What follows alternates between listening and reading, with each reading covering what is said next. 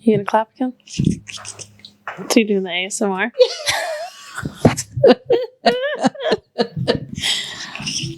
I love that stuff. I don't know why.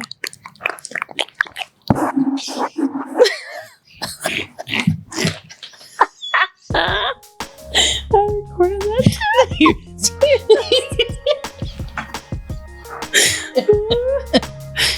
Oh my gosh. Oh shit. Okay. Whew. I don't know why that stuff. I'll turn it on. I'm like. What's up, y'all? My name's Leticia, and you're listening to Confessions from the Closet, a podcast all about vulnerability and overcoming. It's time we get ourselves unstuck from these boxes and these closets that we've allowed ourselves to be trapped in. We're so much bigger than these boxes we've been in.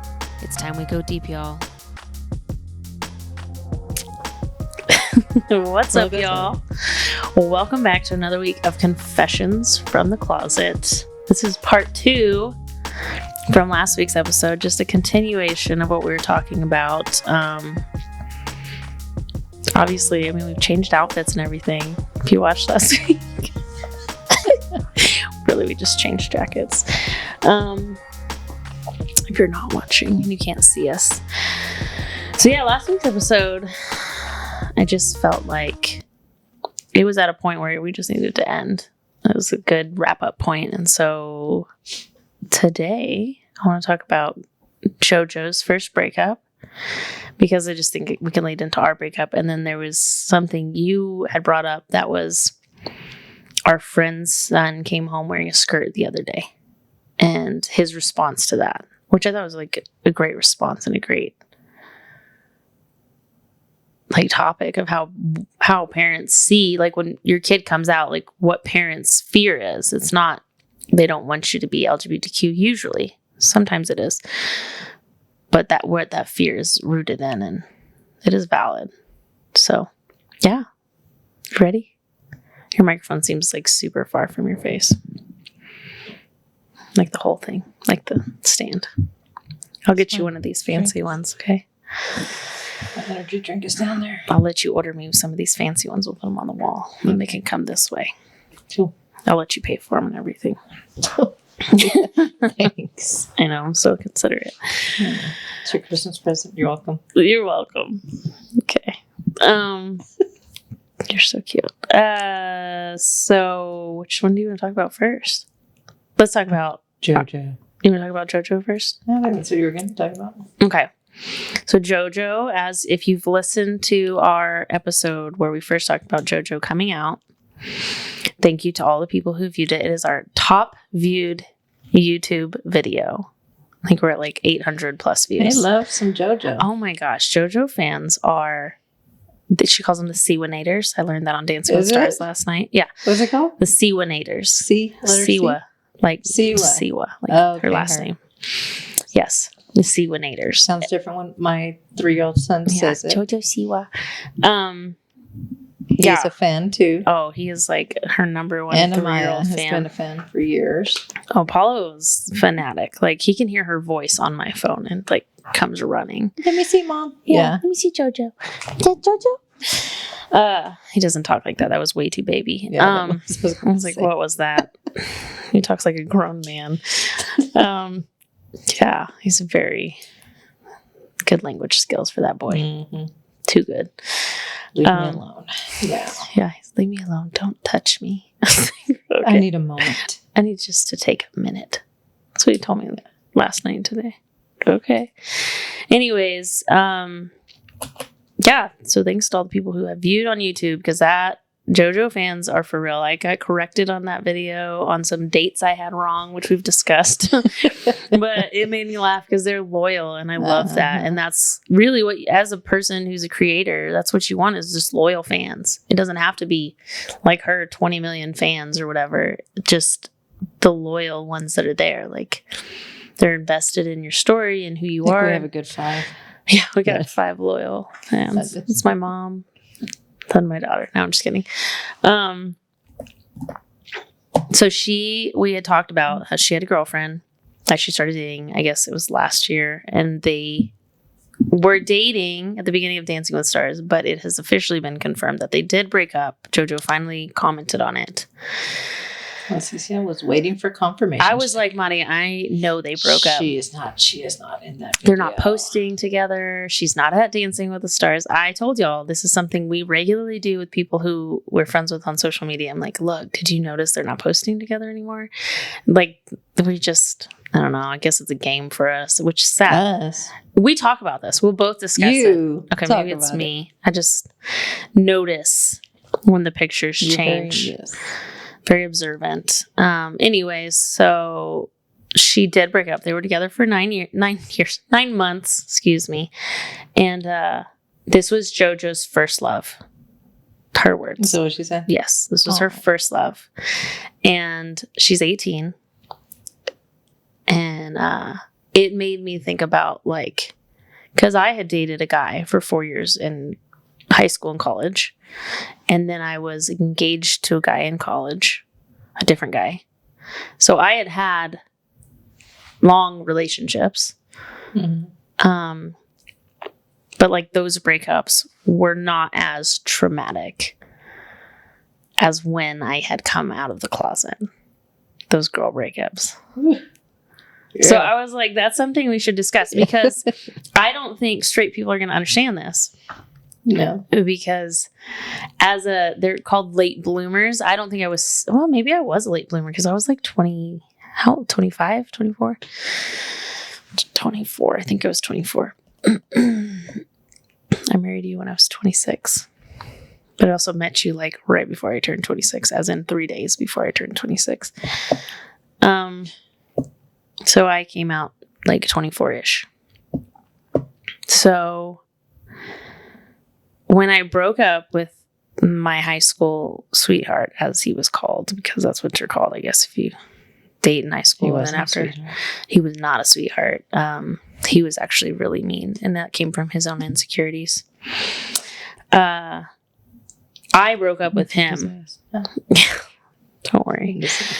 I broke up with him because, one, I hadn't confessed to myself yet. Like, I wasn't at that point where I was going to accept that I was gay. I knew I was. Like, I knew that was the thing about me, but I wasn't there where I was like, this is why.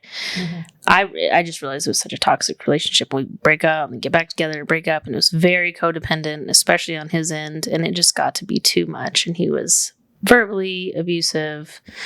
He was mentally abusive. Like, he told me I needed fat burners one time, and I weighed 119 pounds freshman year of college. And like, looking back, I'm like, first of all, I was the small one in the relationship, but whatever. I realized as an adult, it came from his own insecurities. Yeah. So whatever, but it was just toxic. And, yeah, there was a lot of things. If any of my high school people, I do have friends still that know who this person is because we went to school together. It just was toxic. I'm not going to say too much. It's not my place. But the funny thing, I will say this funny thing though. He threatened me when we were in high school, like seniors, I think, that if I ever broke up with him, he was going to turn gay. I beat you there, buddy. I was like, first of all, you can't turn gay. Tell me that one. You either are or you're not. Yeah. Like, okay, good luck with that. I'm trying to not be gay, but cool. Can't turn straight, but okay. Believe me, I'm turning straight. Yeah. To the bar. Straight to the bar. You're funny. So it wasn't traumatic. Like, I broke it off. I knew it was toxic. Then in college, I was engaged to a great guy. We got engaged, immediately started fighting. And I think I've kind of talked about this. And then the Lord started like showing me, like, if you marry him, you're going to break his heart because you're going to fall in love with a woman. Mm-hmm. And I know that and this is not against anybody who has married someone of the opposite sex, then gotten a divorce, come out later. Like, that's a lot of people's stories. That's more people's stories than mine. Mm-hmm. I don't know many people who have my experience, but God did not want me going down that road, made it very loud and clear. I was also not at a point where I was ready to come out. And so all I said was, ever since we got engaged, we started fighting. I feel like that's a sign that we're not supposed to get married, clearly. But the shitty part was that I had the secret that I knew it was because I knew I was gay, and God knew I was gay. And I wasn't at a point of accepting it yet, but I knew that was a truth. And I couldn't tell anyone. And so everyone was mad at me. So that breakup was, one, it was easy because I knew God was right. I was gay. But it was hard because everyone told me I was making a mistake because they didn't know the gay part. They just knew he was a great guy. And that was it. Why are you doing this? So that was hard in that sense. But then enter in the girl who pulled me out of the closet. And it was way different. That was the end of my life, is how it felt. Because here I am, 25 years old. I have my own apartment that I pay for. I have a great job. I go buy shoes every 2 weeks. I can buy Starbucks every day. I was living my best life. No adult supervision because, one, I'm grown up with my own stuff, paying my own bills.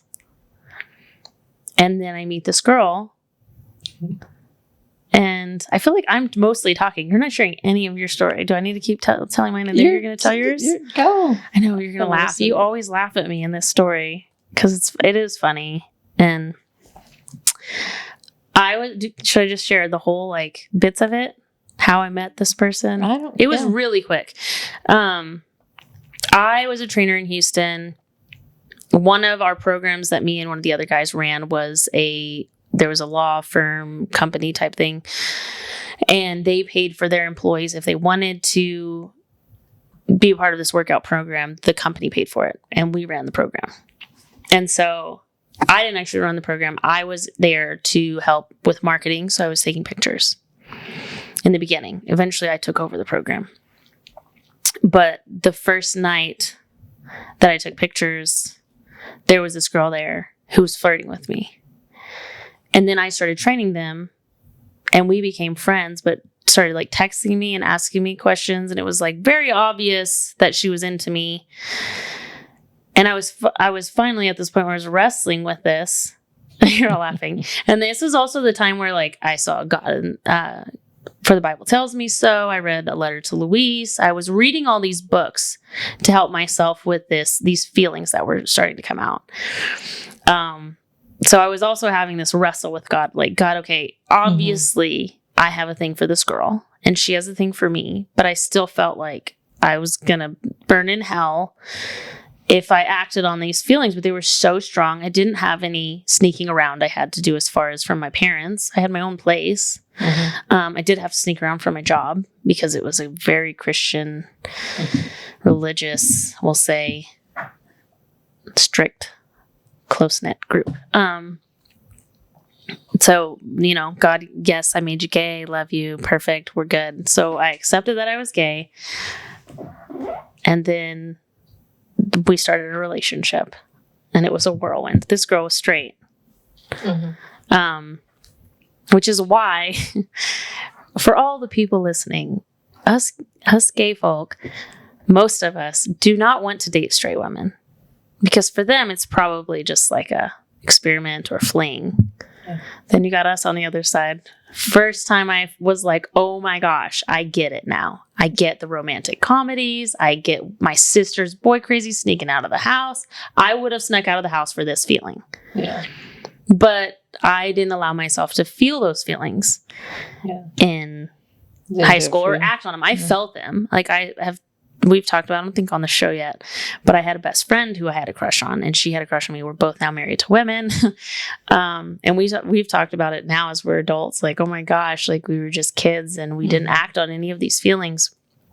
But now here I am, an adult in Houston with my own place. And I finally understood what that feeling was, that love. I got it. It made sense.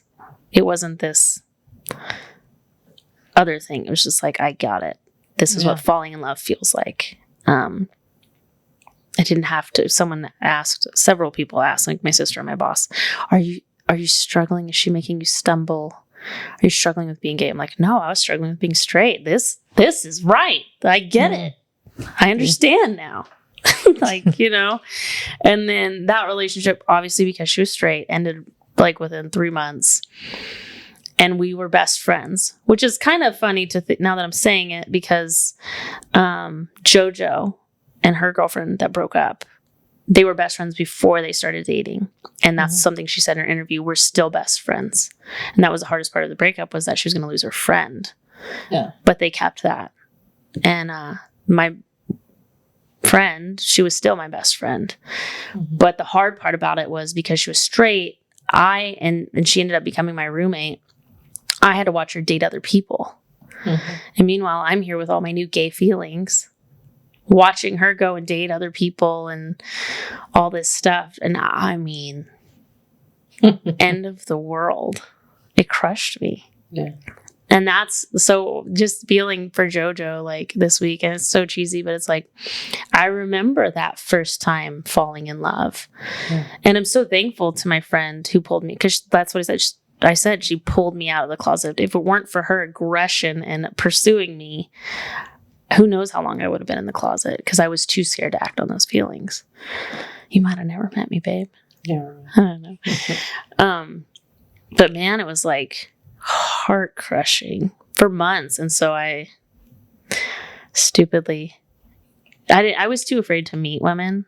I didn't expect to talk about this, but I was the one, you always laugh at me for this, that because I don't go out. I was never someone who went out. The only time I would go out was because my friend would be let's go out. I mean, you were in Houston. You didn't have a community of I didn't have a community of lesbian friends that are like, oh, let's go to this place, or let's go to Pride, or so. When I still wasn't. I know, but still, like, yeah. So I went on by yourself. OkCupid and Match.com. That's how I started meeting people. Yeah. I met some crazy people on there. I don't recommend it. Some crazy people. Yeah. People are totally different from typing a message to being in person. No. But then I met you.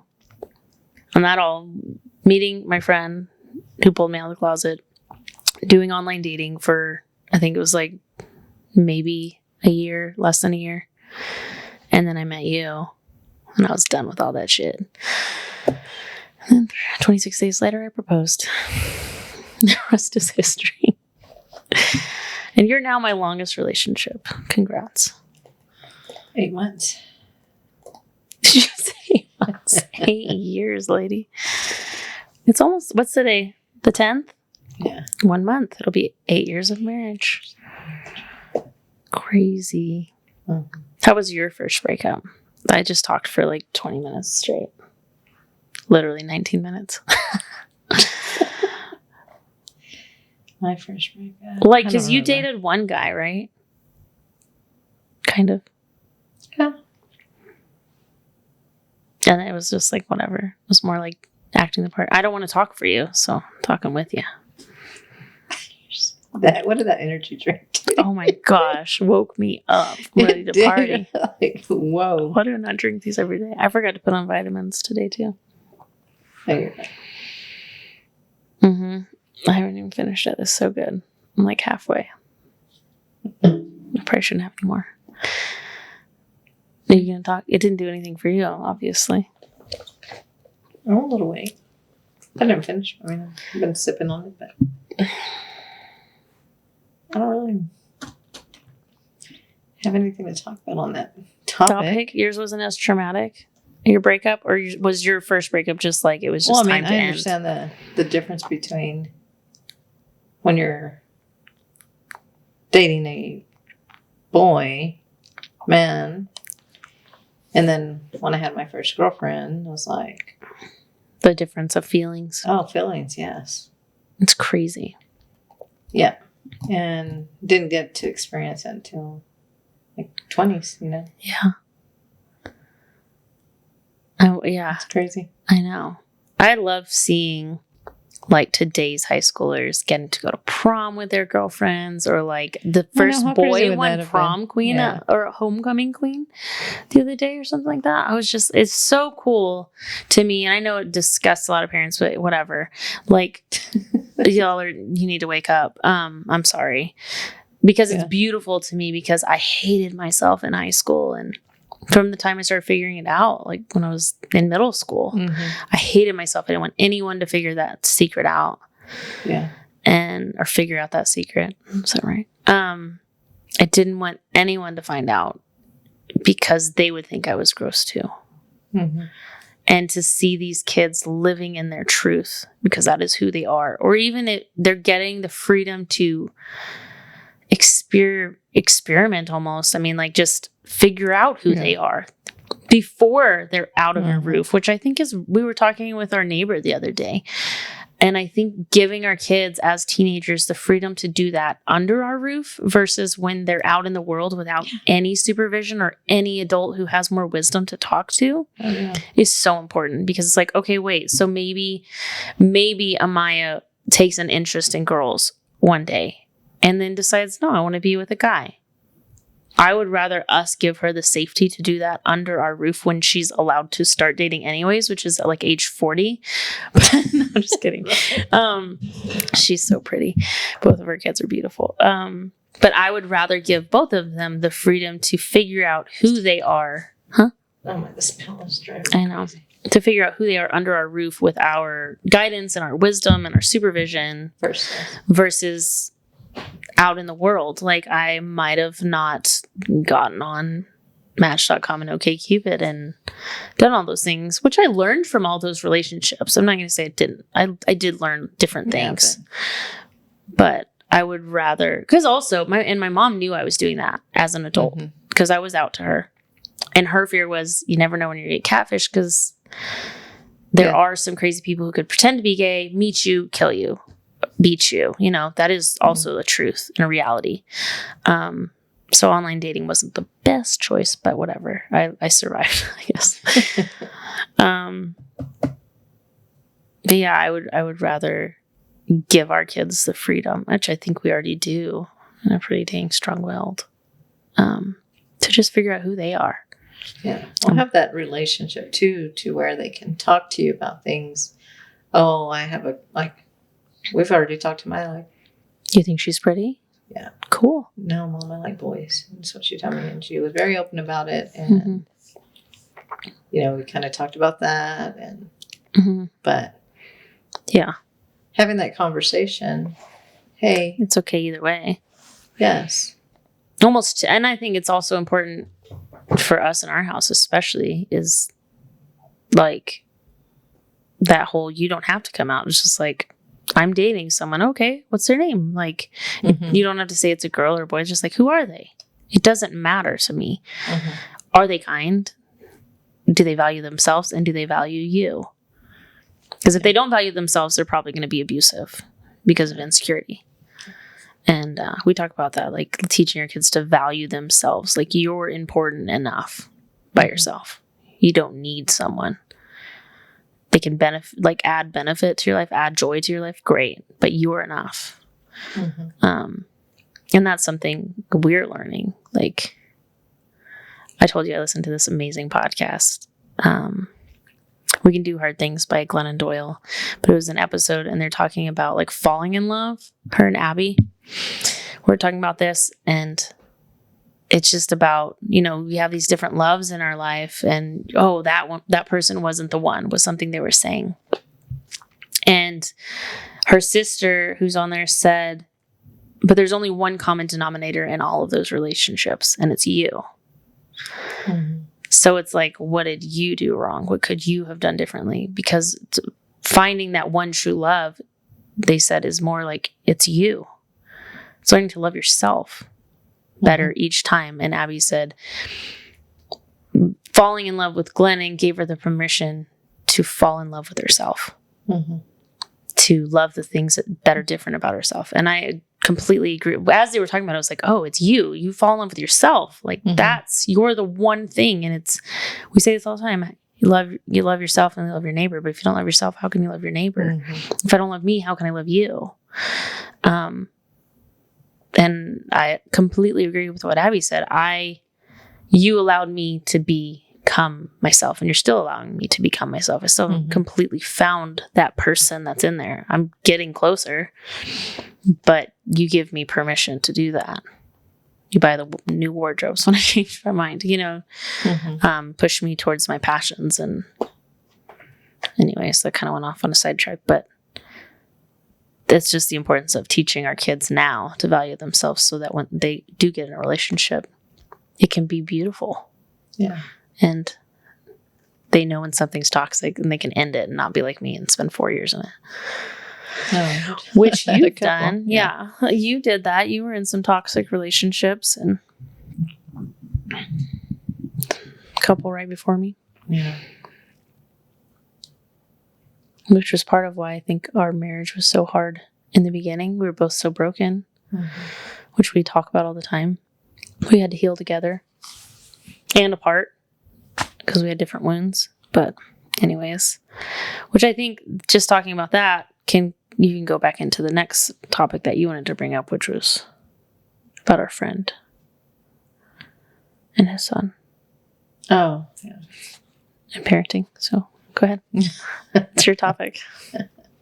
Speak. Oh, I just fell in love with the way he handled that.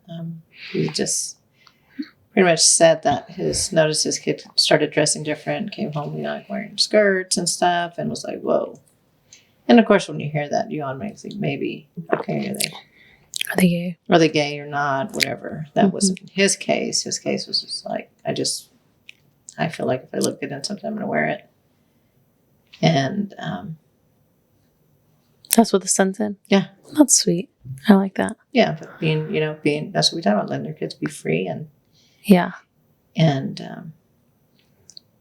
his biggest concern was not about the being gay part, but about how people are going to treat him, and just being able to have that conversation, I think, was really special. And how many kids don't get that? Instead, are probably getting the totally opposite. Like, why are you wearing that skirt? Yeah, no faggot's gonna live in my house. And you just see the opposite side of that. Well, the fact that he said, if I look good in something, I'm gonna wear it. Like that right there shows you how great of a job they have done at raising their children to discover who they are. Yeah. And we know, who you are, because I know you listen. We've always said, like, I want my kids I want to raise them to be like their kids. Confident, they've done a great job with raising their kids. This is someone who we look to about how do we do a better job raising great kids, and they've done a great job. So props to you. You are super, super special. Really touched me. I thought it was beautiful. I love that. Well, because I was thinking about that today when I was leaving your work, like on that whole comment of like what I just said. Oh, I'm not going to raise no fag in my house. And I apologize for that language. I don't like it, but it's something that's said a lot to people coming out or people trying to figure out who they are. Oh, I get.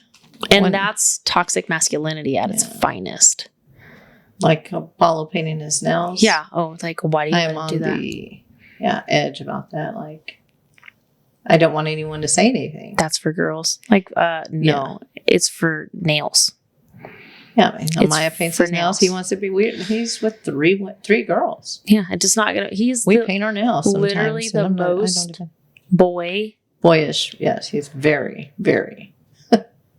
He's half dinosaur. I don't know if everyone knows this. Half ninja. I grew a dinosaur in my stomach, and he is half dinosaur, half crazy. No, he's all energy. I don't even want to say all boy because he's just the most energetic, loving, wild, wants to fight, wants to paint his nails, wants to fix my hair, wants to cuddle. He's all of those things, strong-willed. He knows who he is already at 3. He don't give a shit. He does not. And I don't ever want to break that. No. Because I think it's going to be a great thing one day. It's going to bless the world. And I know I get judged a lot for how crazy he is, but it's just like, you know what? I love the hell out of that boy. And we do discipline him in our own way, which is still trying to learn. We try to set boundaries. It's not even discipline. It's like, hey, dude, like, it's okay to wrestle, but you got to ask for permission. Like, don't just come up and swing. Like, I'm reading my book or something. And he's 3 and he's learning. And he's like, oh, darling. Who's Maddie? He calls her darling and he calls me honey. And then he just runs up and swings because they wrestle a lot. And he just forgets to ask before he gives her a black eye. But, no, he doesn't. He just got a heavy hand. But, yeah. Don't ever want nobody better say anything about his nails being painted in front of me. Oh, people say it all the time. That's a girl toy. Because we've said this too. He uses Amaya's old toys. I'm like, it's a toy. Yeah. It's pink. He wants to carry a baby around. Who cares? Yeah, he's going to be a great dad. Yeah. He's going to be nurturing. He wants to wash dishes? Hell yeah, please. But not yet, because I'm not ready for that. But you know what I mean? I've told Amaya this the other day. I was like, you're going to know how to change a tire, how to build out a bus, how to frame a wall, how to clean your house, how to do your dishes, how to wash your own clothes, because it's nobody else's responsibility to do those things for you. And if you can do it for yourself and save money, you're going to know how. Mm-hmm. We do not have a man here who does those things. I have changed the oil on our boat. I probably will try to do it on the bus. If it saves me money versus time, it's a trade-off. And Apollo, I told you the same thing. I said, Apollo will know how to mop a floor, how to sweep floors, how to clean the house, how to wash dishes, because if he has his own apartment, I do not want it to look gross and smell gross. Mm-hmm. He's going to know how to take care of himself and not expect his wife to be his mom or his husband, whoever that person may be, to be his mama. I'm not even that for them. I'm like, no, wash your dishes. No, pick this up. Right. Like this, I am not your maid. I'm your mom. Yeah. And I am not the only person who lives here. Everyone can do their part. If you see trash on the floor, please pick it up and not walk by it 10 times. Like, that's my thing. Like, I am not the maid. I don't get paid to be a maid. Just on my first list of things I will pay for in this house. Once a month at least, person to come clean my house. I'm telling you. Anyways, because I think that's the same thing. Like, there's not girl jobs and boy jobs. There's not girl toys and boy toys. Mm-hmm. It's just human things. It's just their clothes. They bring you joy. Yeah. This is spark joy. Painting Paul's nails sparks joy. Yeah. Anyways. Yeah. I don't know. Raise your kids to value themselves. That's all I'm saying. I know I told him I have made, unfortunately, more mistakes on you than I probably will on your brother. And that's the hard part about being the oldest. You learn as you go. And I'm not trying to be lazier with Apollo. I'm trying to do better with both of them right now. But a lot of the conscious parenting and all that stuff has come about since we've had Amaya. Mm-hmm. And even since after we had Apollo that we started trying to practice this. And because I'm recognizing as she's getting older, I don't want to break her spirit. She's at that point. It was that age, that 10-year-old age where their spirit can be broken and they can go inside of themselves, or she can be free and be herself. And she's a really cool kid. I keep telling her, I'm like, dude, you're like literally the best kid I know. You're so responsible. You're a little sassy, but so am I. I tell her that all the time. Do I make mistakes? Yes. Do I throw fits? Yes. I'm human. Do I say I'm sorry when I do?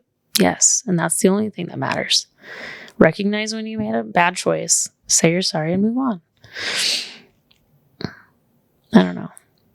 These are the discussions me and Amaya have while you're at work all day. We have grown conversations, me and my children. Because the truth is, we're learning too. I've never been a parent. Never done this job.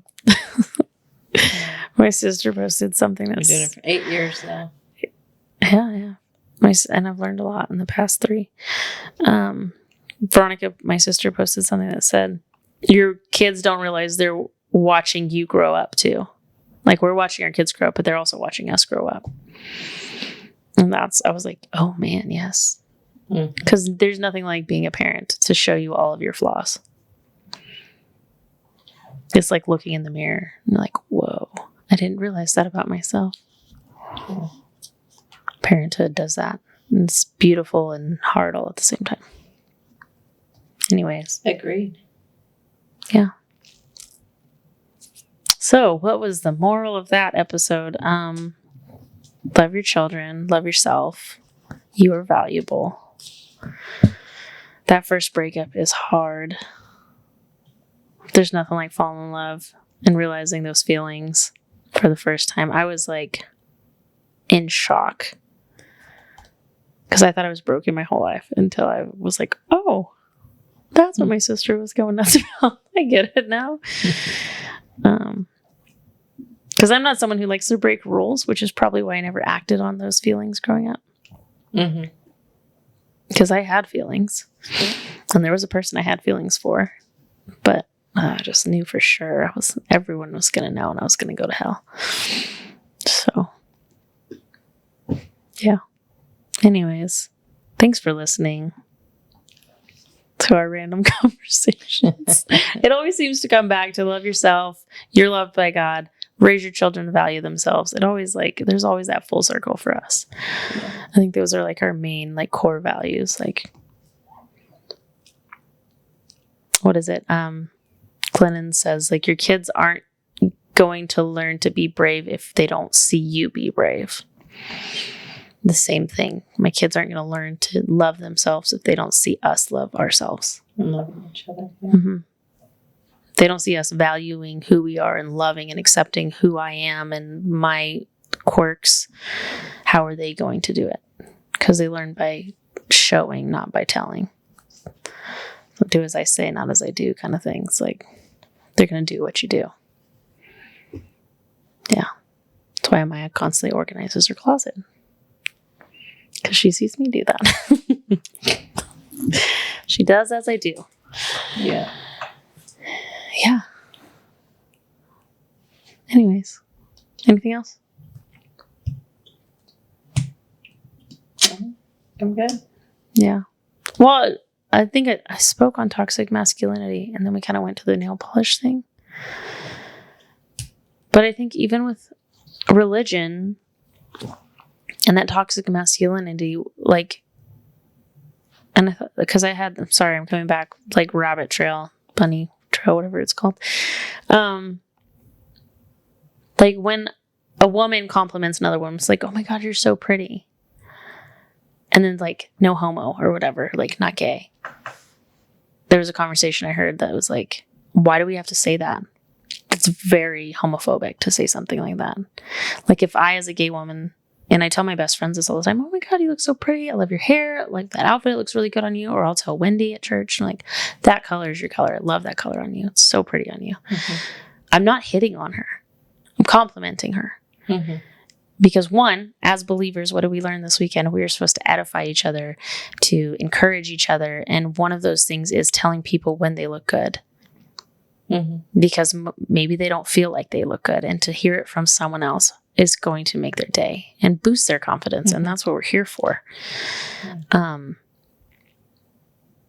But like even the same thing, Victoria talked about this on the podcast once. It's like, I'm not after every single woman just because I'm a lesbian. You know what I mean? I'm married and I'm happily married.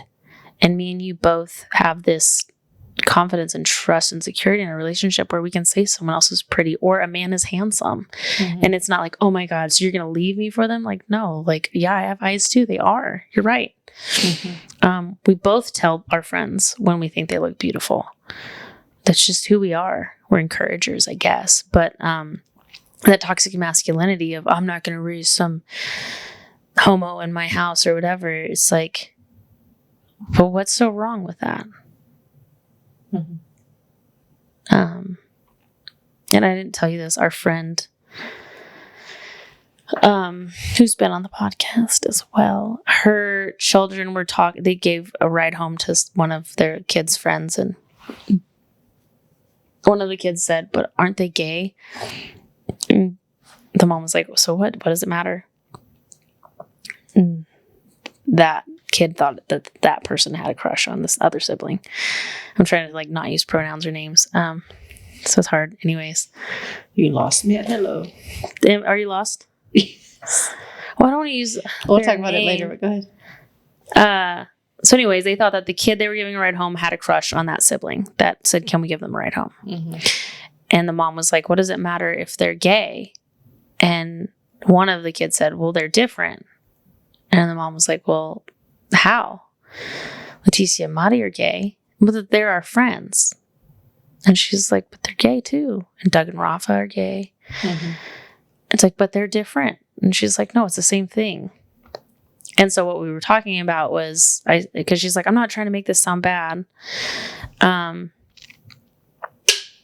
I said, what it sounds like is because you know us and they know us. They just know us. They know who we are. They know our home. They know our kids. Mm-hmm. They feel love and acceptance from us.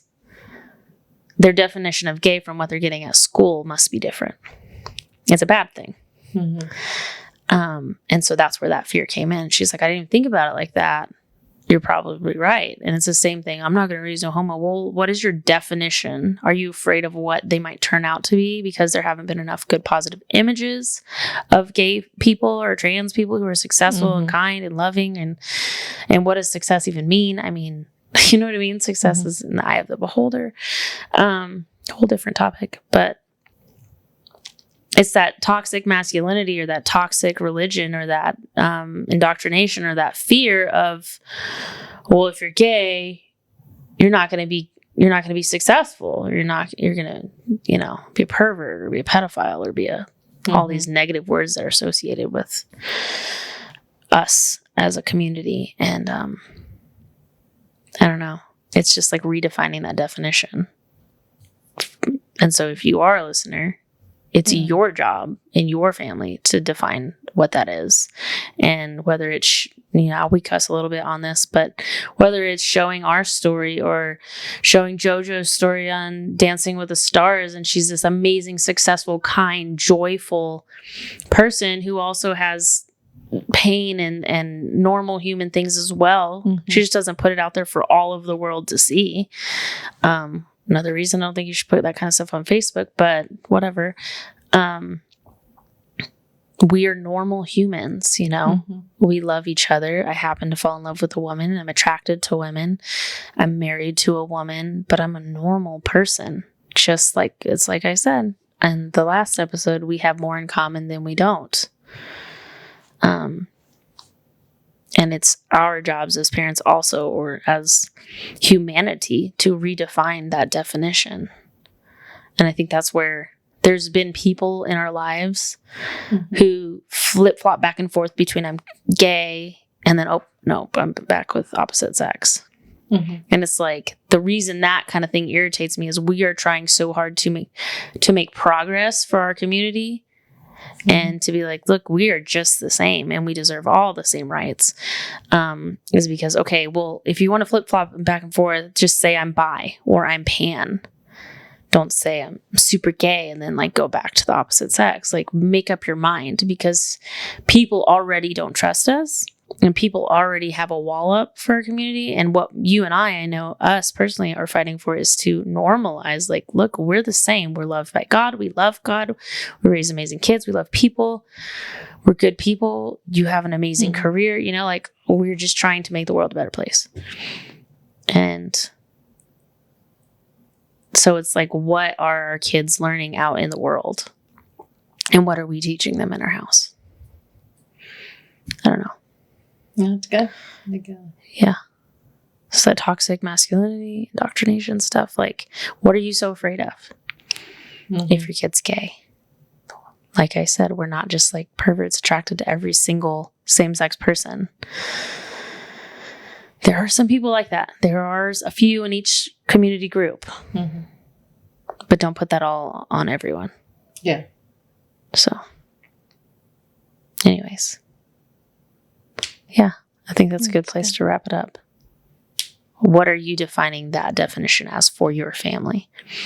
And what are you letting be the representation for that? Because growing up, we had bad representation. It was all negative. they were all unsuccessful or whatever. I didn't know I could have what I have because that image wasn't put out there in Hollywood. Now it is more and more. But yeah. What are you putting out there for your family, and how are you helping change that and let this community be more loved if that's something you're after, if you are an ally? Because I think it's important. Word. So anyways, thanks for watching and thanks for listening. If you haven't already, please like, subscribe, leave comments on YouTube, on Apple Podcasts, Spotify, wherever you listen or watch. If you haven't checked out our bus videos yet, we are converting a school bus into an RV, and I've been putting up videos. I think there's 3 up. I'm working on number 4 right now. It's called a schoolie. It's called a schoolie. It's a school bus that we're converting into an RV, and we have no idea what we're doing yet, but 1 week at a time we're trying. Yes, on our journey. Yeah, so please share this video if you know someone who might benefit from it or like it. If you don't like it, no problem. You don't have to comment or like, but we appreciate y'all coming back every week. So have a great one. Until next time. I said it backwards this time.